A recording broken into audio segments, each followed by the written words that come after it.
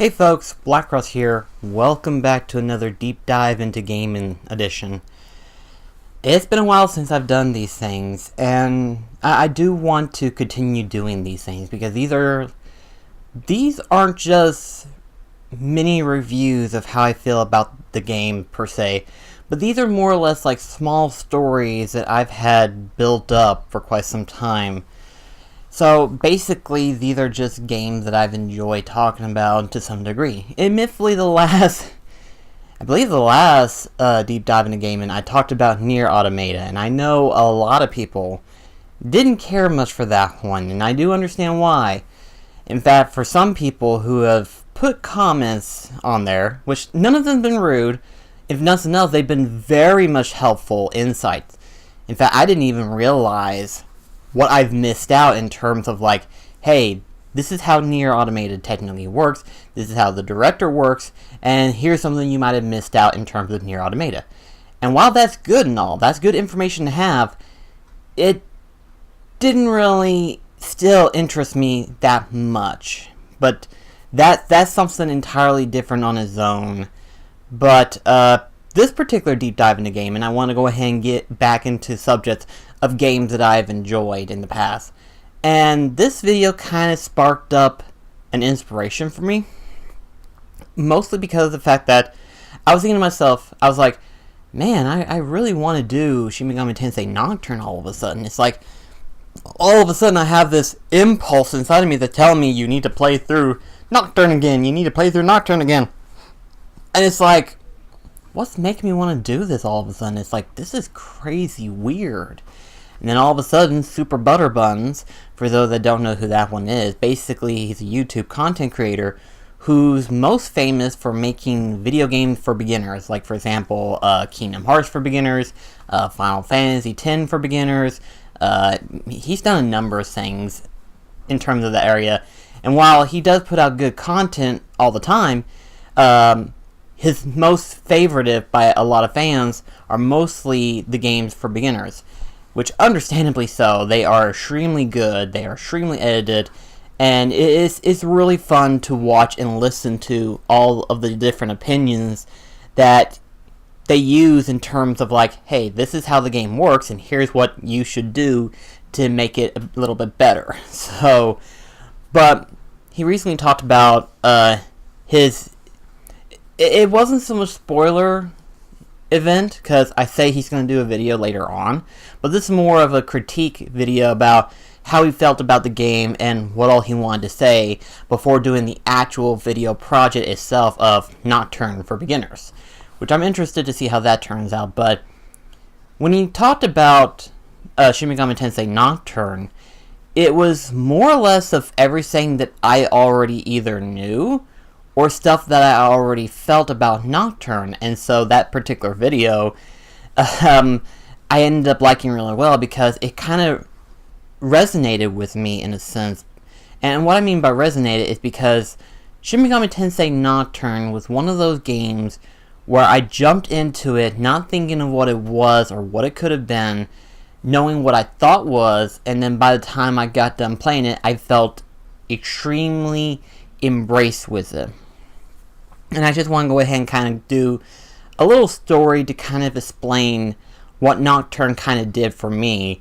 And if nothing else, you could say this was sort of the spark that I needed in terms of like video game hype, if you get what I'm saying. So this was during the time that I was like really concerned about the video game industry. This was at the time that I was hating the DLC, I was hating these stupid updates, and I hated what the PS4 and Xbox One was turning out to be. I was like, honestly, I need to just stick to retro games. And before Delmar gave me the news about Kingdom Hearts 3 and Final Fantasy 15, I ended up looking up older games that I either might have missed or I hadn't played. And one of those games was, of course, the Shin Megami Tensei series. Now, I knew about Persona and what Persona was basically kind of was. And that's whenever I investigated even further, because Persona wasn't just called Persona. It was called Shin Megami Tensei Persona, Persona 2, Persona 3, Persona 4. And I was like, what is Shin Megami Tensei? So then I looked it up, and then I found out it was a major franchise series that basically has several spin-offs. You have the main series, which is what Nocturne was part of, Nocturne, for those that don't know, in Japan, it was called Shin Megami Tensei 3. Nocturne is the third entry of the Shin Megami Tensei franchise. In the first two, it was released for the Famicom, and I want to say that it was only released in Japan. I may be completely wrong on that one. I'm willing to admit on that. But I want to say that the two previous titles was only Japan only. And that Nocturne was the third entry, and it was the first Shin Megami Tensei game that we got in America. So, and as far as I know, they've gotten up to 4. Now, there could be a possibility that the 5th one is the newest one that's Nintendo had a few years ago when they were showing off all their titles is going to be coming out for the Switch, which I am extremely happy for, even though we don't know anything else after that.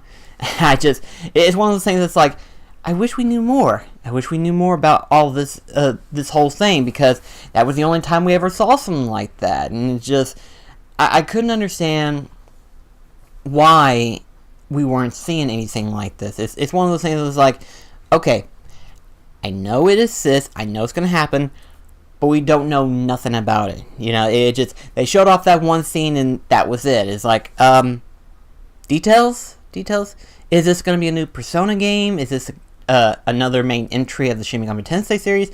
Or is it like another sequence that's coming out? Because technically, other than the Persona series and then the main entry, you also have like some of the other stuff that they made. And like, for example, the Digital Deva Saga series, Devil Summoner, and then of course you have, I believe, Devil Survivor in the DS and 3DS versions. But I was more or less interested in the PS2 titles, of course, and that's whenever I found out about Devil Summoner as well as Digital Deva Saga. But I was like, this series is actually pretty elusive to me. So then I looked even further, and I was thinking to myself, I was like, which game should I get first, and which game should I play first for getting me into the Shin Megami Tensei series? And then I looked into Nocturne, and I found out that technically Dante from Devil May Cry was in this game, and I was like, ooh, this looks interesting. So I decided to get that one, and I started playing it, and immediately I realized that it plays a heck of a lot different than what I thought it was going to be. I knew it was a turn-based system, but I had no idea about how detailed it was. And, it does take you a while to get into the game, and the first thing that it does differently is that it allows you to create your character name specs. For example, you get your last name and then your first name, because in Japan, you go by your last name first and then your first name, which it's kind of hard for me to get used to that, because it's one of those things where it's like my mind's like, okay, first name, last name. Japan, last name, first name. What? So in other words, I would be Mullins Chris. So I was like, Japan's weird sometimes. But at the same time, I guess they're used to it for so long and we're not. But anyway, so I was like, okay, so this is interesting. You get to name his last name followed by his first name. That's pretty cool. I like that. And then you get into the main game, which it does take you a while to get from where you start the game to where you actually enter at in combat and get to the main sequence of the game. And it was one of those things where the setup itself alone was interesting for me. Like, the setup itself was interesting. You have your main character, you then have his two friends who is going to this hospital to visit their teacher. And then you find out later on that there's this cult that she's technically a part of, that they're trying to reinvent the world, recreate it rather, and they're trying to summon up the apocalypse in order to change the world in their own way. And it was getting very, very in-depth, and I was like, this is getting interesting for me. And then by the time you get into the main game itself, where you become the demi-fiend, and you're basically fighting demons and stuff like that, I was like, okay, this is interesting. I mean, I knew you'd be fighting demons, but I didn't know how it transpired. But now this makes sense and everything like that. But then something else came up, and that was the fact that you could technically have demons join your party. And the way they had it done was something that I'd never seen before at the time. At the time, of course. Now, I know some people have already been familiar with this type of setup, probably. But for me, this was the first time I've ever seen it. And that was the bribing system to get demons to join your party. And I thought it was interesting because of the fact that, you know, the first time that this thing was shown to you of how to get demons to join your party, there was some various of ways. You can either give them money, you can let them zap your HP or MP, you can answer questions or stuff like that, or sometimes they'll just surrender to you because they're afraid that you're going to kill them.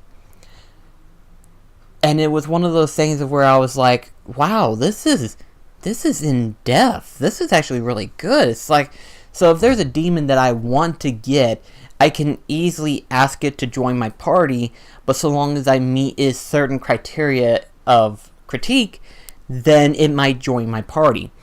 But there's also the demon fusion thing that I was like, wow, this is really cool. And then to later on find out that the bosses, some of the bosses that you fight, you do actually get to join your party later on. And I was like, this is insane. I could practically get any demon I want. This is pretty freaking cool. But I was just like, I was so entranced with the game itself that I had no idea what it was, you know? But, and what I mean I didn't know what it was, I mean like I didn't know that it was one of the last games that basically said this is how people want games and we're going to stick by it. And it shows. It shows from where it was released all the way to now. You know, where it stayed a turn-based system. And it's not that people don't like video games nowadays. It's just, some people just miss turn-based system. I myself is one of those people who miss turn-based system because you can do so much with turn-based combat, because not only does that create a better experience for the player, but you're able to pull off better moves, some crazier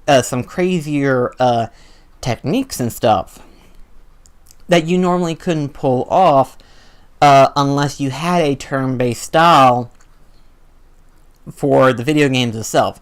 Now, admittedly, you know, you could build up like a deck system and then you can use it in mid-combat and stuff, but it wouldn't be as effective as it would be in a turn-based system where you could use it and you would be restricted based on MP usage and stuff like that. And it was really, really interesting of how Nocturne was. And it was one of the games that literally got me to say, okay, this is the game to get me back into retro game collecting, because I was just so blown away. I was like, why did I not play this sooner? This is freaking amazing. And I was just like, oh my gosh, this is so cool. And then Delmar busts the news telling me that Kingdom Hearts 3 and Final Fantasy 15 was going to be in the next gen console. And I was like, well, shit. So there's that for you. But I was just really blown away by it all. And what's funny is that after Shin Megami Tensei Nocturne, I then played through other games. Like, I'd beaten through Digital Devil Saga 1. Hadn't done it for 2 yet, but I do need to play through 2 eventually just to be able to finally see what happens after the first one, which I may do a live stream of both of them later on. I don't know. We'll see what happens on that one. But then I played through Devil Summoner. Haven't beat the second one, though. I got like halfway through it, but then I didn't finish it because I got preoccupied and I just hadn't gotten back to it since.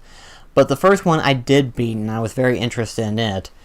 And Nocturne, let's put it this way, Nocturne has multiple endings in that one. And I play through, anytime I play through a game that has multiple endings, I usually play through it as if I'm literally in it. Like, I'm responding questions and answer based on my personal feelings alone. Now, for some reason, sometimes they don't always resonate well. They don't really resonate well, but honestly, the way that they're made, sometimes your emotions towards that segment don't always reflect well.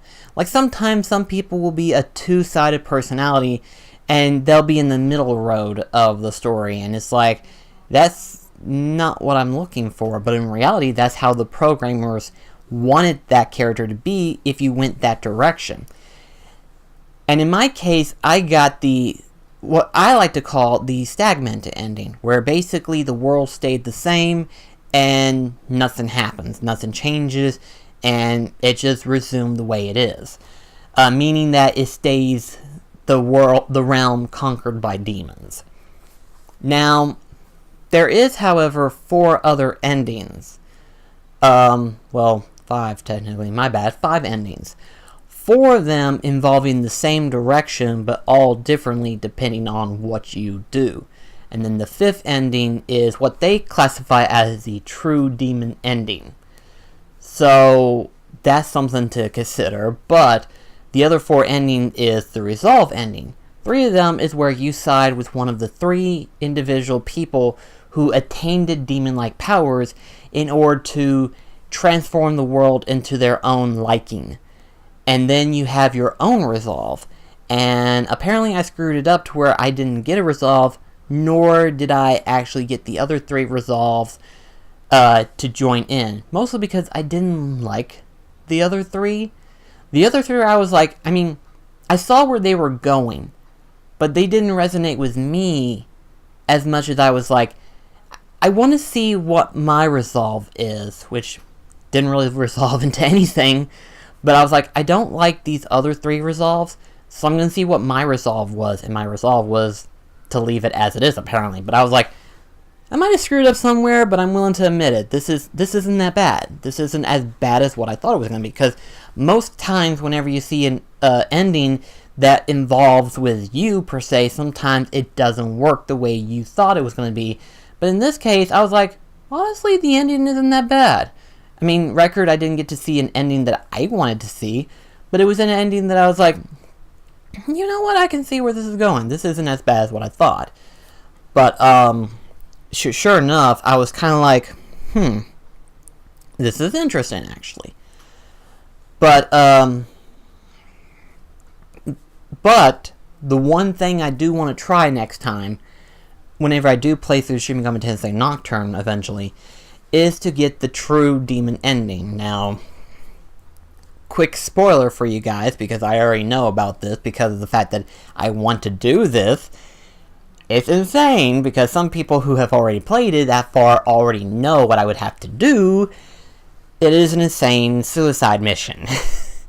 Where basically, okay, so basically to get to the true demon ending, you basically have to go through the underground labyrinth all the way till you get to Lucifer himself. You basically get to fight Satan, the devil himself. And from what people say, that is literally the hardest boss of all video game franchises, of all time even. And I'm like, the hardest boss of all time. I have my doubts, so therefore challenge accepted. But it's like, even at level 99 he's pretty difficult. Wow. Well, something tells me this isn't the game that I'm going to be playing on the hardest difficulty anytime soon, unless I have a death wish. But in all honesty, I've actually thought about it for quite some time, and I don't know when, per se, but I do want to go back and play through Shin Megami Tensei Nocturne again and get through the true demon ending. Eventually I would like to. Now, in that case, I do want to do a live stream of it. As of when, like I said, I don't know, because right now we are playing through the Final Fantasy franchise, and as of right now, there are, like, as far as I know for this year, there is at least, like, Dark Souls remasters that's going to be coming out in May. And then Biomutant and Kingdom Hearts 3, whenever they get announced, and whenever they get released, I want to play those two, definitely. And there was word going around that Bloodstained Ritual of the Night is supposed to be coming out sometime this year, but I haven't really heard any word as to, like, when, per se. Maybe we'll find out more detail during E3, but I could have sworn someone said that it was supposed to be released last month, or even this month for that matter, but as far as I know, I have not seen it yet, so who knows when that's going to happen. It could be any time. So, with that being said, if you guys would enjoy watching me play through a 50-plus hour game, especially it being, like, Nocturne, and see the true demon ending, then yeah, I definitely would love to do a live stream of it. Now, would I do this for an entire month? Not while I'm playing through the Final Fantasy franchise. Something tells me that I need to pick a day within the week, and it would be a day that I'm off, to where I can play through it for like a good solid like 5 or 8 hours. And then we can get somewhere with it, you know? We do a whole playthrough of Nocturne. And again, if you want me to do a playthrough of Nocturne, I don't mind one bit. I would love to. So just let me know in the comments below if you would like to see me play through Shin Megami Tensei Nocturne and play through the true demon ending, because I actually want to. I would love to. I would love to do a whole playthrough of it, but it's a matter of like when we do it. But we'll see. We'll see what happens. But yeah, just I really want to get back into it because of Nocturne, you know? Nocturne was the one that got me interested the most. And because of Nocturne, I think it kind of made me embrace what the game franchise was like, you know?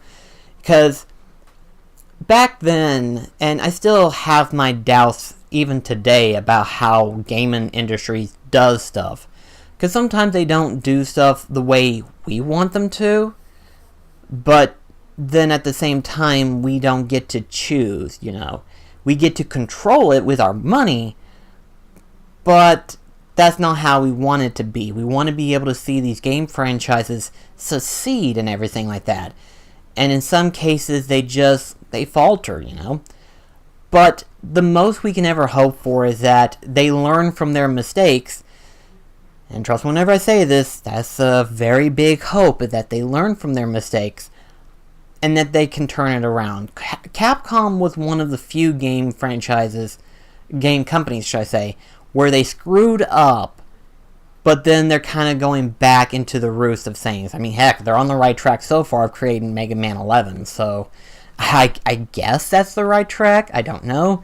I guess we'll just have to wait until that one comes out and then hear what everyone else says, because I haven't played the Mega Man series, which I will be playing probably more likely, depending on how the last vote goes, because technically this is like me recording the day before I ended, and then the following Tuesday or Wednesday I'll be doing the one-shot playthrough, which this video, depending on when I get it done, will either be released the day before or the day after that one-shot playthrough, but you'll see what I mean.